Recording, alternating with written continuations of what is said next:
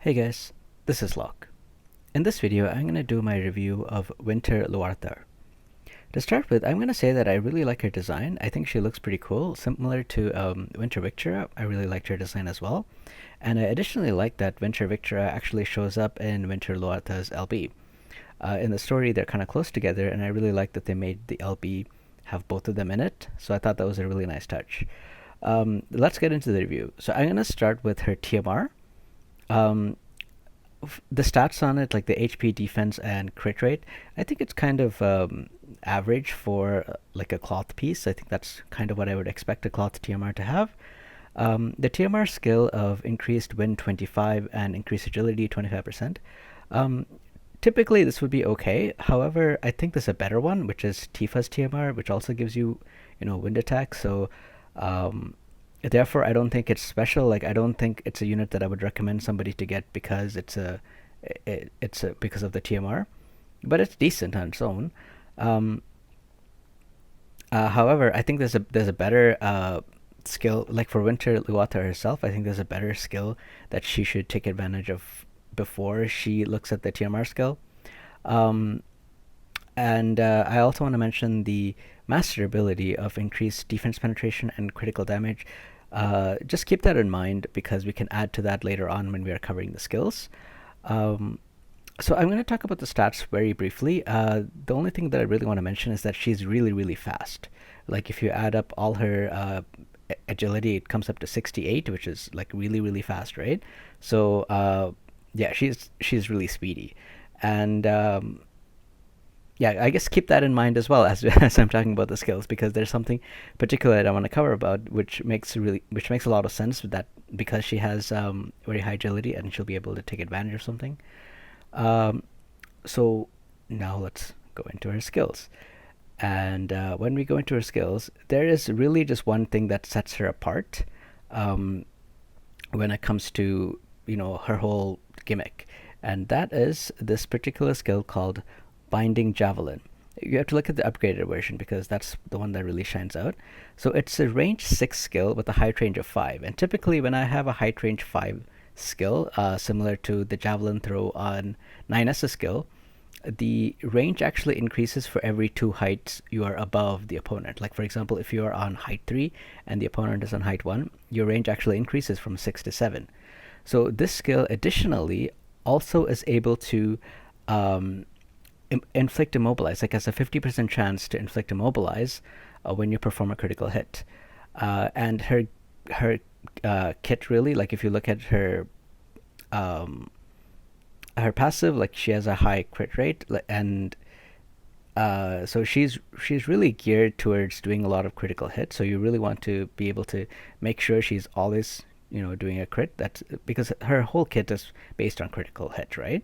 So as assuming that she's always doing a critical hit, this skill is really powerful, but this is only really powerful for manual play. I don't think this is going to be. I think it's actually going to be ineffective for autoplay, to be honest.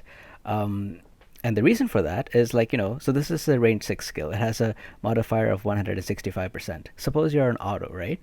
And you use the skill, you immobilize somebody 6 spaces away, and typically most units have a maximum skill range of 5, so they can't even hit you, right? So you use the skill, you immobilize them, and then the AI might actually go towards them. I don't know, right? Like something, it might do something stupid like that, or it immobilizes them, and okay, they're 6 spaces away. Next turn, you realize that, or the AI realizes that, hey, this skill, what is it called? Horizontal jump has a higher modifier of 220. So I'm actually going to go 1 space closer to them at 5 spaces and attack with horizontal jump. And now they can actually hit you back. So like I think like it's great for manual play when you're like, hey, I can like immobilize them and like shut them down for 3 turns. But in auto play, I mean, because you are not able to actually control your unit, um, and really take advantage of this like phenomenal skill, to be honest, it's ineffective. That's what I think. So I don't think she's actually a good unit for auto content, but I think she is like phenomenal in manual PvP. Um, so I mentioned that I will cover the masteries later on. So she gets plus 10 critical damage and 15 defense penetration. So we add that to the 40% defense penetration on her first skill, on her first passive, that is, the Trick Lancer Mastery. And it also gives you 25 crit rate and 25 crit damage. So that 25 crit damage is similar to um, it's a skill modifier, so you can think about that as like, say, wind attack 25. It's the modifier is similar, so every time she does a critical hit, it's like she gets plus 25 wind attack or something. That's how the calculation is is calculated. So you really want to make sure that she's critting often, not only for the skill that I just talked about, but because she gets a plus 35 modifier with the passive here and the mastery. So that's almost like a extra vision card, right? Like she basically gets a plus 35 vision cards, like a treasure sulfate vision card every time she crits. So you really want to be making sure that she crits. So you want to make sure that you put some kind of like plus crit stats on her gear somewhere.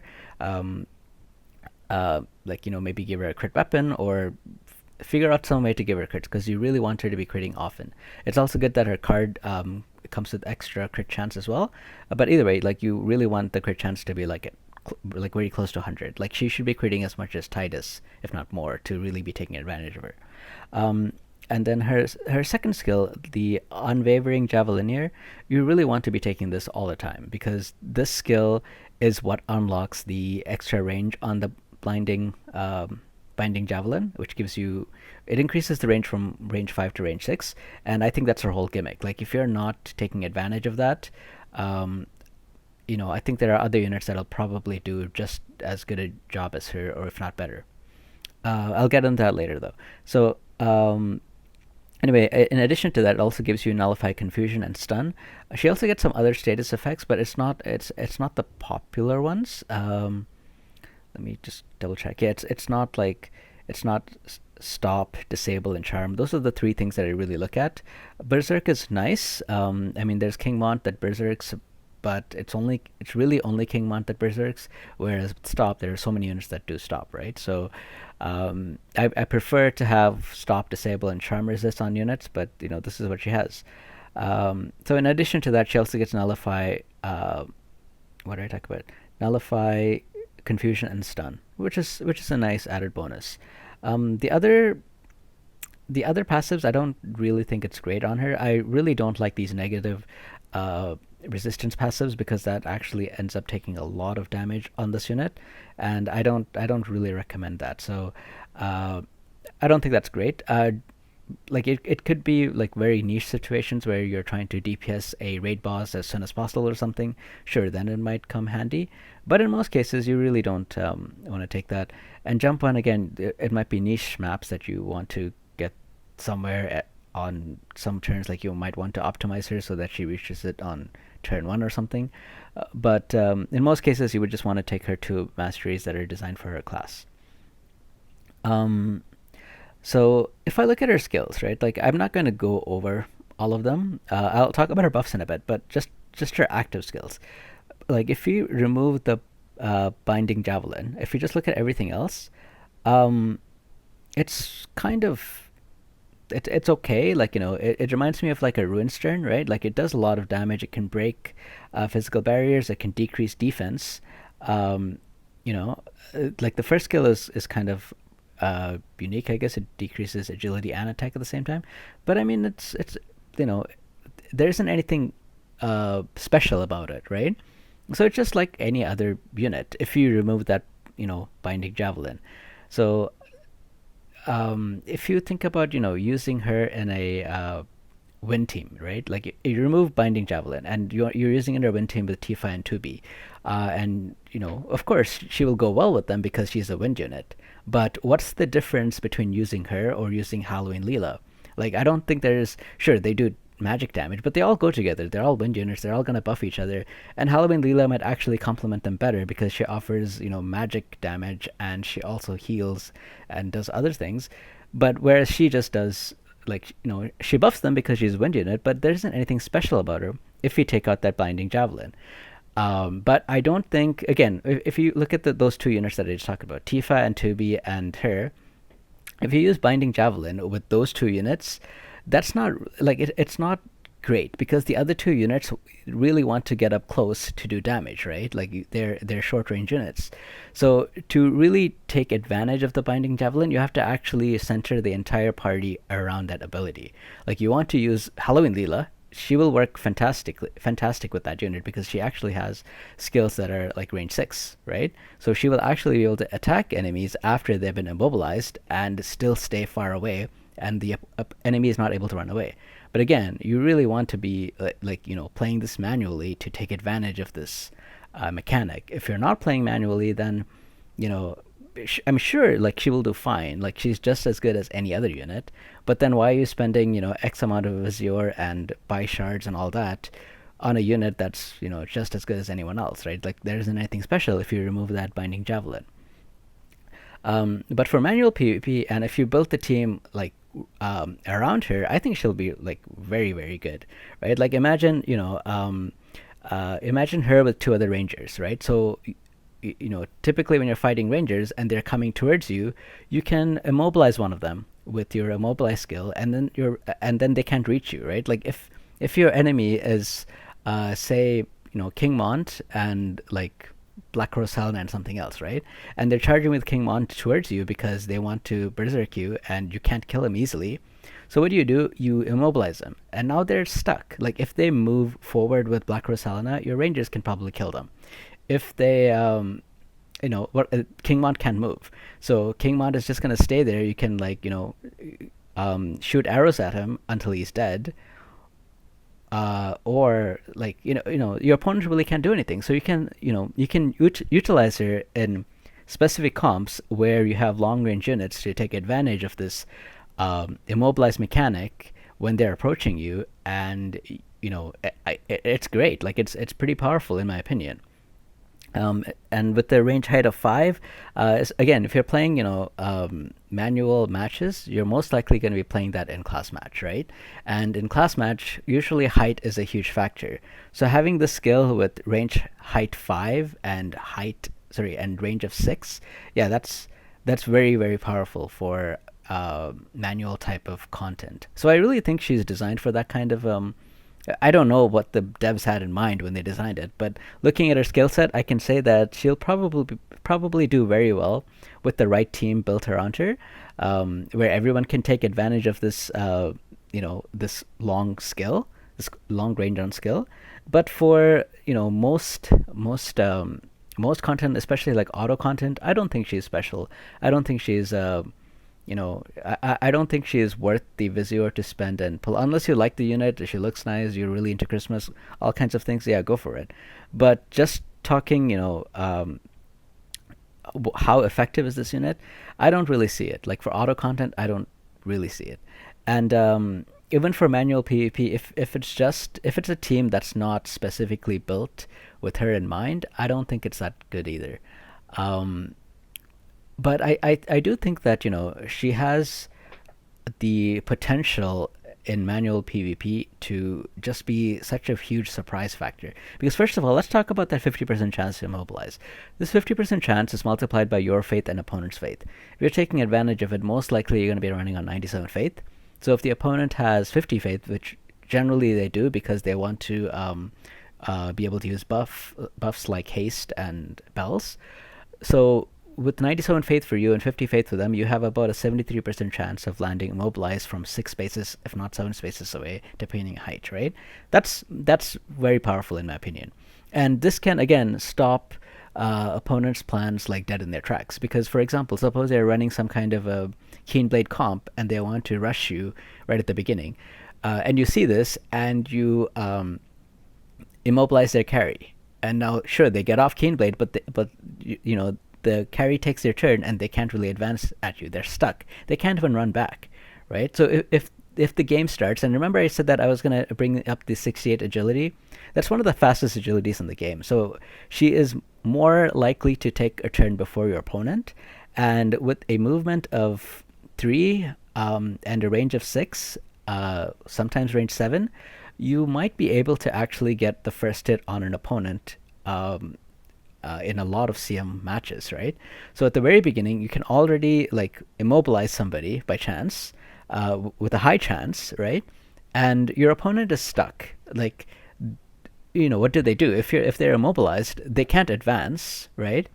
Um, you're like the other two units can move back, but the guy that's stuck is just stuck in place. He can't move back. He can't move forward. He can't attack. Most likely because they probably don't have range 6 skills. So that like completely screws over their plans. Like they probably had a buffing sequence in mind, and maybe that unit had to go somewhere to buff them with like the what's it called, the uh, shield buff or something, right? Like Masteries TMR, and now they can't do that because you ruined their plans. Like this skill can completely mess with your opponent's plans, and I that's why I think it's so powerful.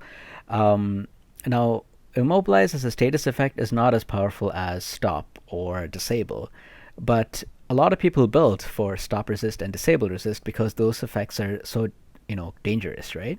So a lot of people don't build for immobilize. So if this effect is more likely to go through than stop and disable because people don't generally build for it.